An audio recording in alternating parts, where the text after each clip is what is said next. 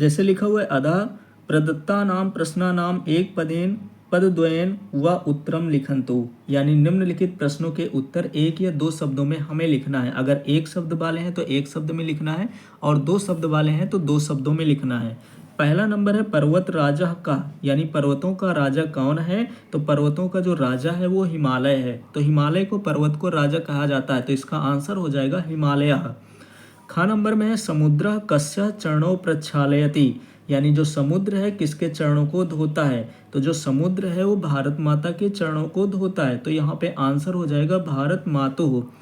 त्रिवर्ण युक्ता, यहाँ पे युक्ता होना चाहिए। त्रिवर्ण युता ध्वजा कुत्र विलसति, यानी त्रिवर्ण ध्वज कहाँ लहराता है? तो भारत माता के हाथों में लहराता है, तो इसका आंसर हो जाएगा भारत मातुः हस्ते।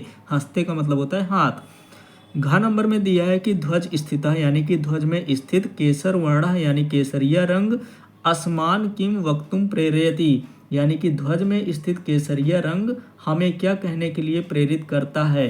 तो जयतु सैनिका, जयतु सैनिका, यानी सैनिकों की जय हो। कृषक बांधवा, यानी कृषक बांधवा का मतलब होता है कि किसान मित्र। भारत भूमिम कह सिंचयति, यानी कि जो किसान मित्र हैं वो भारत की भूमि में कैसे सींचते हैं, भारत की भूमि को कैसे किससे सींचते हैं? तो जो भारत की भूमि है वो श्वेत बिंदु भी, यानी कि अपने पसीनों से सींचते हैं। केसाम धौलम यशः राष्ट्रध्वजस्य मध्ये विलसति, यानी कि इसका मतलब हुआ किनका श्वेत यश राष्ट्रीय ध्वज के मध्य में लहराता है? तो हमने देखा था कि संगणक शास्त्रे अणुशास्त्रे ये सब आया था, तो वहाँ पे आंसर हो जाएगा वैज्ञानिका नाम। सूर्य कम बिना नित्यम संचरति, यानी सूर्य किसके बिना नित्य संचार करता है, यानी चलता रहता है? तो बिना विराम के, बिना रुके हुए चलता रहता है, तो इसका आंसर हो जाएगा विरामम। इसी तरह से आगे हम देखेंगे दूसरा नंबर।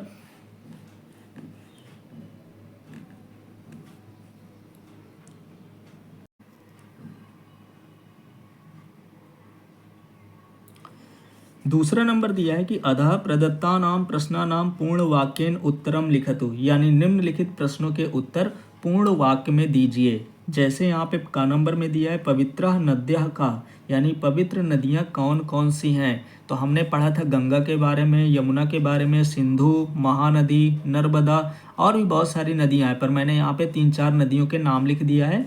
फिर यहाँ पे मैंने लिखा है इत्यादि, यानी कि आदि।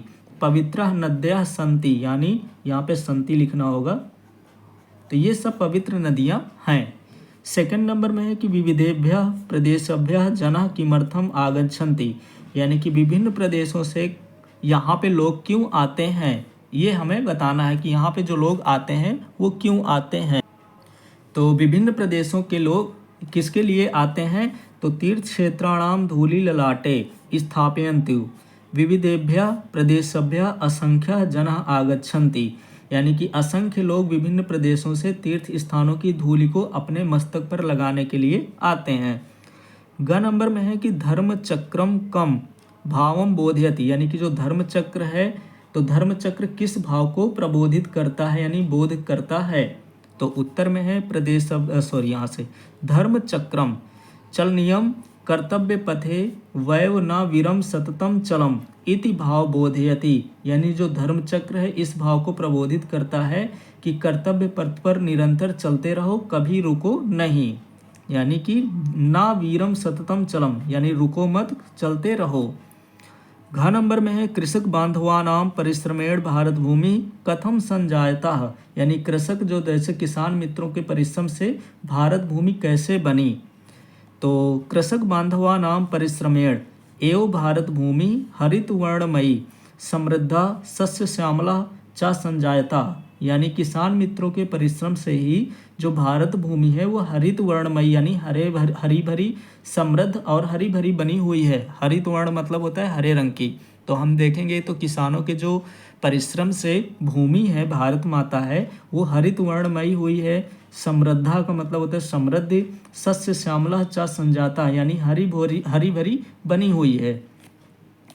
लास्ट इसका है अंग नंबर, यहाँ लास्ट नहीं कहेंगे, अंग नंबर है कि विज्ञानस्य केषु क्षेत्रेषु भारतीय यशः प्राप्तम, यानी कि विज्ञान जो यहाँ पे दे रखा है कि विज्ञान केषु क्षेत्रेषु किस क्षेत्रों में भारतीय का यश प्राप्त किया है, भारत का यश प्राप्त किया है। तो इसका आंसर हो जाएगा अणुशास्त्र, जिसे हम परमाणु विज्ञान कहते हैं, चिकित्सा शास्त्रम, अंतरिक्ष शास्त्रम, आयुध शास्त्रम इत्यादिषु। फिर यहाँ पे लिख देंगे क्षेत्रेषु भारतीय यशः प्राप्तम, इसको हम यहाँ से पूरा उतार देंगे आगे, ये हो जाएगा इसका आंसर। फिर 4 नंबर में दिया है कि अन्ते सर्वे किम गीतम गायन्ति, यानी कि अंत में सभी लोग क्या गीत गाते हैं। तो उस एक गीत आया था तो उसी को हमें लिख देना है। जैसे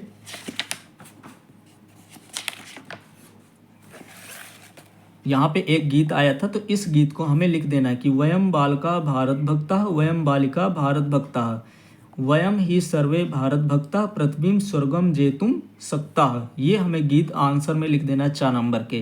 तो यहाँ से पहला और दूसरा आंसर कंप्लीट हो गया। अब हम सॉल्व करते हैं अगला। तीसरे नंबर में दिया है रेखांकितानि पदानि आश्रितम उदाहरणानुसारम प्रश्नम निर्माणम कुरुता, यानी रेखांकित शब्दों के आधार पर उदाहरण के अनुसार प्रश्न निर्माण करें। एक हमें उदाहरण दे रखा है और ये रेखांकित पद है। तो जैसे लिखा है अस्माकम वत्सला भारत माता, ये दिया हुआ है और इसमें हमें प्रश्न का निर्माण करना है। तो यहाँ पे क्या लिखा है केशाम वत्सला भारत माता। अस्माकम वत्सला भारत माता का मतलब होता है हमारी वत्सला भारत माता। तो यहाँ पे है किसकी भारत वत्सला भारत माता, केसाम मतलब किसकी होता है, तो हमें यहाँ पे केसाम लिखना होगा। जैसे पहला नंबर है कि समुद्र भारत मातुः चरणों प्रक्षालति, यानी जो समुद्र है वो भारत माता के चरणों को धोता है। तो क्वेश्चन बनाना होगा कि जो समुद्र है किसके चरणों को धोता है। तो किसके को हम कहते हैं यहाँ पे कस्या। यहाँ पे मैंने हिंदी भी लिख दिया है और इसका संस्कृत भी लिख दिया है।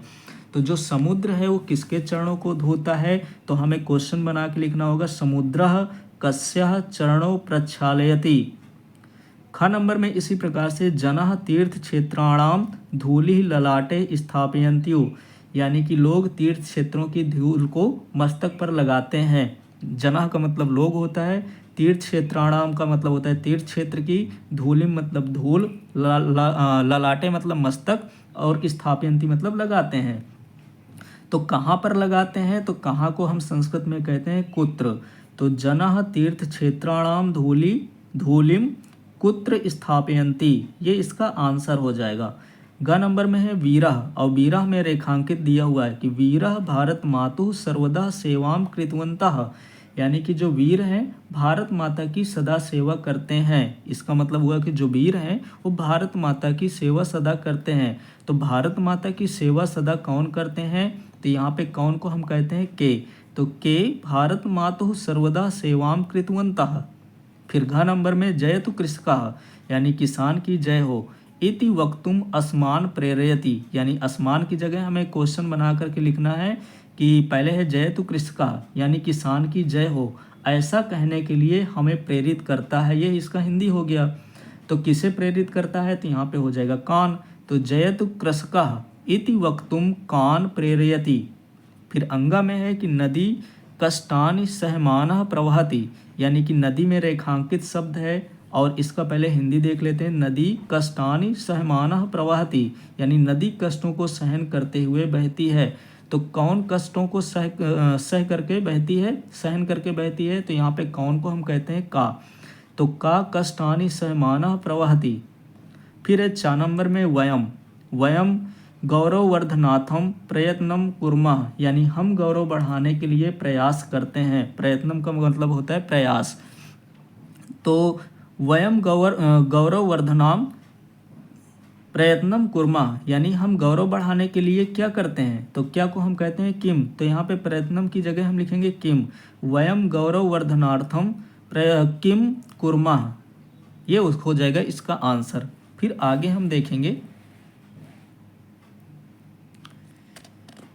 चौथे नंबर में दिया हुआ है कि अधा प्रदत्तानाम प्रशब्दानाम उदाहरणानुसारम रिक्त स्थानेषु रूपाणि लिखन्तु, यानी कि जो नीचे दिए हुए हैं तो उनके हमें रूपाणि लिखना है। जैसे यहाँ पे द्वितीय विभक्ति है, प्रथम विभक्ति है, सप्तमी विभक्ति है। तो जैसे यहाँ पे एक वचन, द्विवचन और बहुवचन है। तो चरणम एक वचन है, चरणम का अगर हमें द्विवचन बनाना है तो चरणव हो जाएगा, और बहुवचन बनाना है तो यहाँ पे हो जाएगा चरणानाम। फिर इसी तरह नदी होता है, नद्यो हो जाएगा इसका द्विवचन, और नद्य हो जाएगा बहुवचन। ललाटे ललाटयोः, ललाटेषु हो जाएगा इसका बहुवचन। देशाय, देशाभ्याम, देशेभ्यः, चक्रम, चक्रे, चक्राणि, वैज्ञानिकेन, वैज्ञानिकाभ्याम, वैज्ञानिकः, अहम, आवाम, वयम। वयम इसका बहुवचन होता है, आवाम होता है इसका द्विवचन, और एक वचन में हम अहम कहते हैं। विज्ञानस्य एक वचन में दिया है, इसका द्विवचन विज्ञानयो हो जाएगा, और बहुवचन में हो जाएगा विज्ञानानाम। ये हमें यहाँ पे भरना था। इसी तरह से आगे दिया हुआ है, और आगे क्या लिखा हुआ है कि अधम प्रदत्तानि वाक्यानि पठित्वा मातृभाषायां, प्रांतीय भाषायां, आंग्ला भाषायां व अनुवादम कुर्वन्ति। यानी कि जो नीचे लिखे हुए पद दिए हुए हैं, वाक्य दिए हुए हैं, इनको हम मातृभाषा में भी लिख सकते हैं, अपने प्रांत की भाषा में लिख सकते हैं। जैसे मान लीजिए कि कोई यूपी से तो हिंदी चलती है, कोई अगर उड़ीसा से है तो उड़िया चलती होगी, तो उनको अपनी भाषा में लिखना है।